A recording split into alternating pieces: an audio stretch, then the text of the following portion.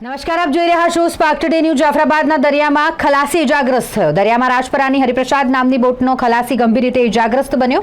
ખારવા સમાજ boat association પ્રમુખ કનૈયાલાલ સોલંકીને જાણ થતાં તાત્કાલિક પીપવાવ કોસ્ટગાર્ડને જાણ કરી ખલાસીનો જીવ બચાવવામાં આવ્યો। જીવન મજેઠિયા નામના ખલાસીને લોખંડની હેમણથી પગ ઇજાગ્રસ્ત થયો છે। જાફરાબાદથી 47 નોટિકલ માઇલ દૂર બોટમાં અકસ્માત સર્જાતા કોસ્ટગાર્ડને જાણ કરવામાં આવી। કોસ્ટગાર્ડનું જહાજ મધદરિયે પહોંચીને ઇજાગ્રસ્ત ખલાસીને પીપવાવ પોર્ટ લઈ આવ્યું।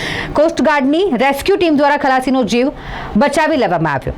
પીપવાવ પોર્ટથી મહુવા અને બાદ અમદાવાદ ખાતે ખલાસીને વધુ સારવાર અર્થે ખસેડવામાં આવ્યો છે। કનૈયાલાલ ગાંડાભાઈ સોલંકી, પ્રમુખ શ્રી ખારવા સમાજ માછીમાર બોટ એસોસિએશન। ગઈકાલે સવારે 11 વાગે તારીખ 23ના સવારે મને 11 વાગે રાજપરાથી ફોન આવ્યો કે ભાઈ એક રાજપરાની બોટ હરિપ્રસાદ નામની હરેશ રમેશ બાંભણિયાની માલિકીની બોટમાં એક ખલાસીને લોખંડનો પાઇપ વાગી ગયો છે અને ખૂબ જ પગની અંદર અને માથાની અંદર વાગી ગયેલ છે।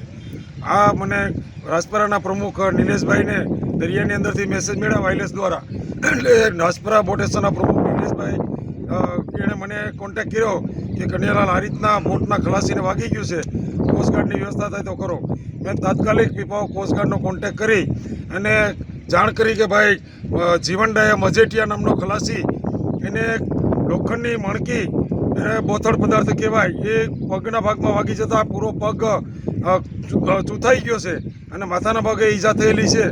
તો આ બધી વિધિ પૂર્ણ કર્યા બાદ કોસ્ટગાર્ડ તાત્કાલિક 47 નોટિકલ માઇલ દરિયાની અંદર જઈ અને એને રેસ્ક્યુ કરી અને પ્રાથમિક સારવાર આપ્યા બાદ એને પીપાવ જેટી ઉપર લાવી અને ત્યાંથી ખારવા સમાજની એમ્બ્યુલન્સ દ્વારા એને મહુવા શિફ્ટ કરવામાં આવેલ। મહુવા હનુમંત હોસ્પિટલની અંદર પ્રાઇવેટ હોસ્પિટલ બતાવતા એને ભાવનગર લઈ જવાની સલાહ આપેલી। ભાવનગર હોસ્પિટલમાં પણ બતાવતા એને અમદાવાદ માટે રિફર કરી અને હાલમાં અમદાવાદ સિવિલ હોસ્પિટલમાં દાખલ કરેલ છે। એટલે એનું ઓપરેશન સફળ પગનું થયું છે। પરંતુ કહેવાની વાત એ છે કે આ કોસ્ટગાર્ડે આ યુવાનની જાન બચાવી લીધી। જો કલાક બે કલાક આપણી બોટની સ્પીડ 5 થી 6 નોટિકલ માઇલ હોય, હવે આ એને દરિયા કિનારે આવતા એને સારવાર મળતા આ યુવાનનું મૃત્યુ થાય તેવી પોઝિશન હતી। પરંતુ આ આપણું કોસ્ટગાર્ડ C490 કોસ્ટગાર્ડનું જહાજ છે, એ તાત્કાલિક પહોંચીને એની જાન બચાવી। આવી રીતના અવારનવાર કોસ્ટગાર્ડના જવાનો આપણા યુવાનોની જાન બચાવે છે।